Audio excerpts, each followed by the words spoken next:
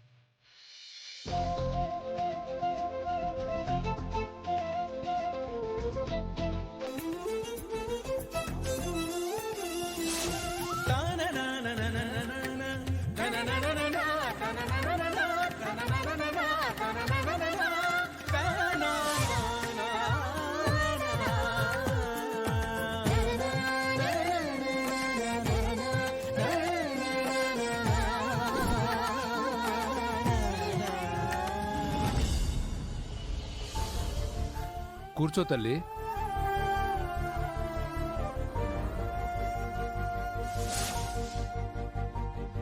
చూడు తల్లి, భవానీ దీక్ష ఎంతో అద్భుతమైనది, ఎంతో శక్తివంతమైనది. కోరికలు నెరవేరుతాయి, సంకల్పాలు సిద్ధిస్తాయి. ఎంత నియమంగా, ఎంత నిష్టగా ఉంటే అమ్మవారి కటాక్షం అంత పుష్కలంగా ఉంటుంది. దీక్షను తీసుకునే ముందు ముఖ్యమైన నియమాల్ని తెలియజేస్తాను, శ్రద్ధగా విను. ఉదయం సాయంత్రం చన్నీళ్ల స్నానం చేసి ఎరుపు రంగు వస్త్రాలను మాత్రమే ధరించాలి. చందనం కుంకుమ బొట్టు పెట్టుకోవాలి. ఎరుపు రంగు మాలను కాని, స్ఫటిక మాలను కాని, రుద్రాక్ష మాలను కాని మెడలో ధరించాలి.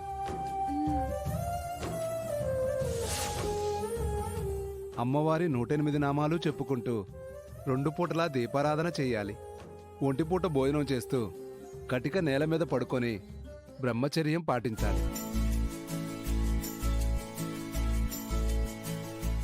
మైలపడ్డ వ్యక్తుల్ని తాకితే వెంటనే స్నానం చేయాలి. మాంసాహారం సేవించకూడదు. ఇవి ముఖ్యమైనవి. అర్థమైందా? అర్థమైంది స్వామి. మండలం రోజులు ఉండాలనుకుంటున్నావు కాబట్టి ఎంతో నియమనిష్టలతో ఉంటే నువ్వు అనుకున్నది జరిగి తీరుతుంది.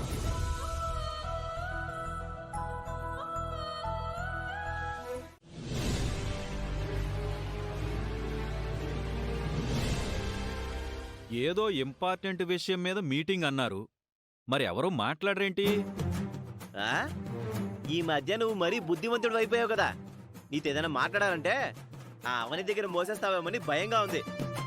వసంత వదిన కూడా ఈ మధ్య గోడ మీద పిల్లయిపోయింది. ఎటుండాలో అర్థం కాక సతమతమైపోతుంది. వసంత గారు, మీరు మా పార్టీలో ఉండకపోతే చివరికి మీకు చిల్లి గవ్వ కూడా దక్కదు.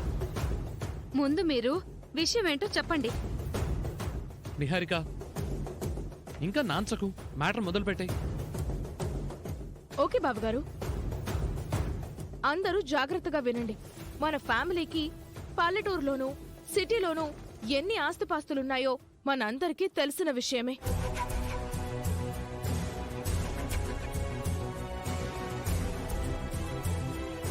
అత్తయ్య గారు బ్రతకరని మనందరికీ ఓపెన్ సీక్రెట్, అత్తయ్యకి తప్ప. ఆ అత్తయ్యకి ఈ విషయం తెలియకపోతే సడన్ గా ఆవిడ చనిపోయిందంటే మనందరికీ ఇబ్బంది అవుతుంది.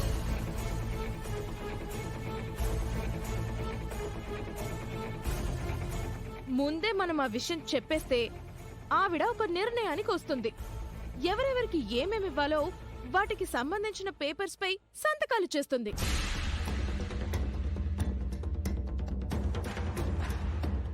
నేనైతే మొదట్నుంచి ముక్కుపొడుకు కావాలని కోరుకుంటున్న విషయం మీకు తెలిసిందే.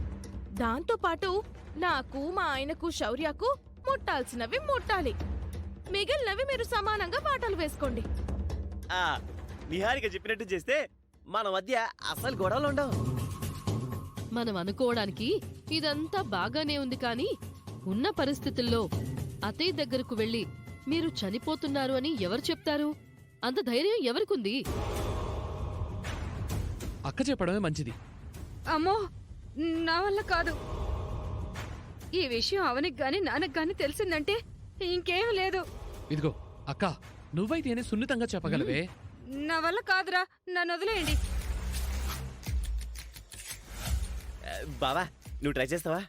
బాబు, ఒకప్పుడు నాకు ఆస్తులపై ఆశలుండేవి. ఈ మధ్య నాకు చాలా జ్ఞానోదయం అయింది. నేను ఇలాంటి విషయాల్లో ఇన్వాల్వ్ కాదలుచుకోవడం లేదు. మీకొచ్చే వాటాను కావాలంటే కావ్యకి రాయొచ్చు పెద్దరాజు గారు. నువ్వు లేనిపోని ఆశలు కల్పించకమ్మా. లాభం లేదు, నేనే ముందడుగు వెయ్యాలి. అవును బంగారా, ఈ మహాకార్యం నీతోనే మొదలవ్వాలి.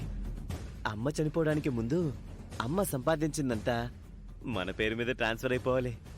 ఇంకెందుకు ఆలస్యం, వెళ్దాం పదండి. ఆ